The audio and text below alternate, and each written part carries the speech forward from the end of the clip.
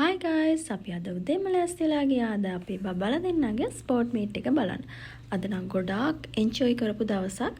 අපි වගේම එයාලා දෙන්නත් ගොඩක් එන්ජොයි වුණා. ඉතින් ඔය අපි යන ගමන් තමයි මේ වීඩියෝ එක කරන්න හිතාගත්තේ. ඉතින් ඔන්න දෙන්නම ලෑස්තිලා යනවා. එයාලට කොස්ටියුම් එකක් එවලා තිබුණා. මේ කොස්ටියුම් එකේ කලර් ඩිසයිඩ් කරලා තිබුණේ ක්ලාසස් අනුව. ඒ කියන්නේ play group nursery kindergarten grade 1 and 2 මෙන්න මේ ක්ලාසස් පහේ තමයි අද ස්පෝර්ට් මීට් එක සීමා වෙලා තිබුණේ.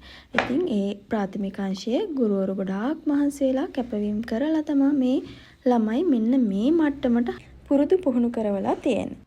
උත්සවය ආරම්භ කිරීමට තමයි දැන් සූදානම් වෙලා ඉන්නේ. ඔය ඉතින් ආරදිත අමුත්තන් පිළි අරගෙන ඔලිම්පික් පහන දැල්වන්න තමයි මේ සූදානම් වෙන්නේ. ඉතින් පුංචි වට්ටොන්ට ගින්දරත් එක්ක මේ වැඩේ කරන්න බැරි නිසා ලොකු පන්තියක ළමයි දෙන්නෙක් මේකට සම්බන්ධ කරගෙන තිබුණා.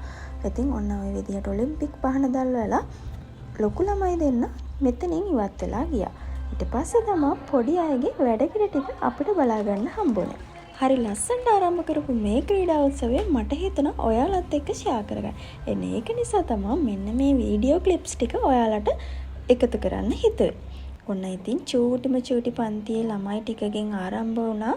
ලස්සන මේ විදිහට බලන්නකො කොච්චර ප්‍රැක්ටිස් කරාත් ටීචර්ලා කොච්චර මහන්සි වෙලා මේ ළමයින්ට මේ දේ කරනවද කියලා.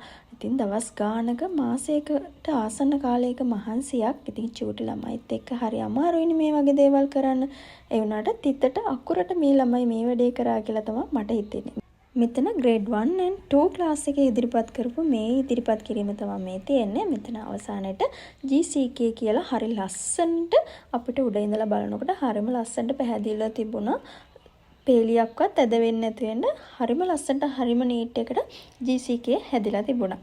මේ දවස්වල නුවරට තියෙන දේශගුණය ගැන අමුතෙන් කියන්න ඕනේ නැහනේ.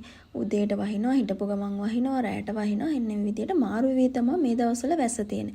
ඉතින් අපිත් හරි බය හිටියේ පොඩ්ඩ ටික තෙමේ කියලා. වැහි මන්දාරම් ගතියක් උදේ ඉඳලම තිබුණා. නමුත් මේ වෙලාවේ නම් පායලා තිබුණේ.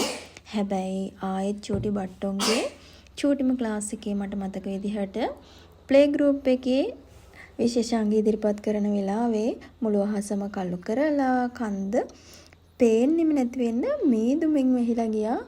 ලොකු තද වැස්සක් නැති වුණත් පොඩි මල් වැස්සක් ඇද වැටුණා. ඉතින් පොඩ්ඩෝ ටික නම් ඒක චුට්ටක්වත් ගණන් ගත්තේ නැතුව එයාලගේ විශේෂාංගේ කිසිම බැරි එකකට ඒක නවත්තන්න බැහැයි කියන අභියෝගය දීලා ලස්සනටම ඒක කරා ඉවර වෙනකම්ම. ඉතින් හරිම ලස්සනයි ඒ සිදුවීමත් මෙතන විශේෂයෙන් සඳහන් කරන්න ඕනේ පිපෙට්ස්ලා ටිකක් සහ ලොකු ක්ලාසස් වල පුතාලා දුවලා ටිකක් ලොකු මහන්සියක් වුණා ටීචර්ස්ලා වගේම මේ පොඩි අයව හසුරවන්න. ඒගොල්ලොන්ගේ යුතුයකමත් ඒක ගොඩාක් කැපවීමෙන් කරා කියලා අපිට පේනුණා. ඉන්නම් වල හිටියේ නැහැ. හරිම කැපවීමෙන් හරිම අවධානයෙන් හිටියා මේ අවස්ථාවේදී ගුරුවරු වගේම මේ තියෙන්නේ grade 1 ක්ලාස් එකේ සහ grade 2 ක්ලාස් එකේ තිබුණ ක්‍රීඩා අංගයක්. ඒකත් හරිම විචිත්‍රවත් අංගයක්. හරිම ලස්සනයි සහ ඒගොල්ලෝ හරි උද්‍යෝගයෙන් කරපු අවස්ථාවක්. ඔන්න ඔය විදිහට ක්‍රීඩාංග වගේම නර්තනාංග ඉදිරිපත් කරමින් මෙන්න මේ ක්‍රීඩා උත්සවය ලස්සනට විචිත්‍රවත් වුණා. ඔයාලත් බලන්නකෝ අවසාන වෙනකන් හරිම ලස්සනයි බලන්න ආස හිතෙනවා මේගොල්ලෝ පොඩ්ඩ හරිම උද්‍යෝගයෙන් මේ ක්‍රීඩා කරන අවස්ථාවක්.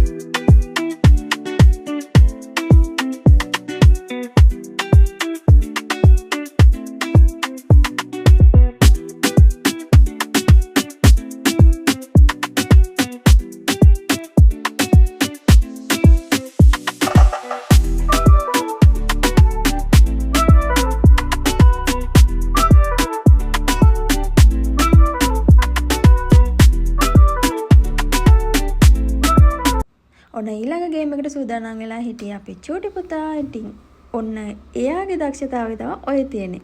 ලොකු රවුන්ඩ් 3ක් දෙන්නා. ලොකු රවුන්ඩ් 3 ඇතුලෙන් පැනගෙන ඇවිල්ලා මෙන්න මේ චූටි රවුන්ඩ් 3 මේකට දාන්න ඕන.